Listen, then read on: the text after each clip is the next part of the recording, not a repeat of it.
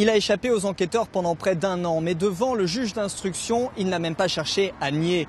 Anthony Draoui a reconnu avoir tué Marie-Jeanne, cette joggeuse dont le corps avait été retrouvé brûlé en juin 2011. Écoutez les précisions de l'avocat de la famille de la victime qui a pu s'entretenir avec le juge d'instruction. Anthony Draoui, qui a été présenté donc à M. Mick, le juge d'instruction, après s'être entretenu avec son conseil, bien entendu, conformément à la loi, a passé des aveux complets sur le meurtre de Marie-Jeanne, reconnaissant l'avoir tuée, l'avoir incinérée et avoir agi tout seul. Il l'a rencontré là, simplement, sur les lieux? Il semble que ce soit une rencontre fortuite.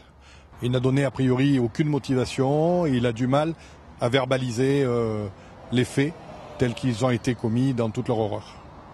Anthony Draoui a été transféré à la prison d'Avignon. On en sait désormais un peu plus sur le portrait de ce jeune homme. Il est âgé de 20 ans, connu des services de police, notamment pour plusieurs faits de vol avec violence. Et les enquêteurs le décrivent comme un être marginal.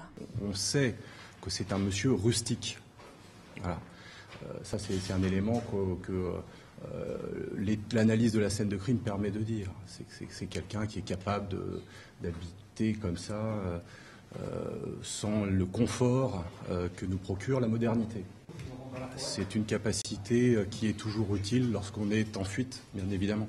Il reste aux enquêteurs à apporter de nombreuses réponses, notamment concernant les motivations de ce crime. Mais Anthony Draoui a donc avoué être le meurtrier de Marie-Jeanne. En théorie, il peut risquer jusqu'à 30 ans de prison.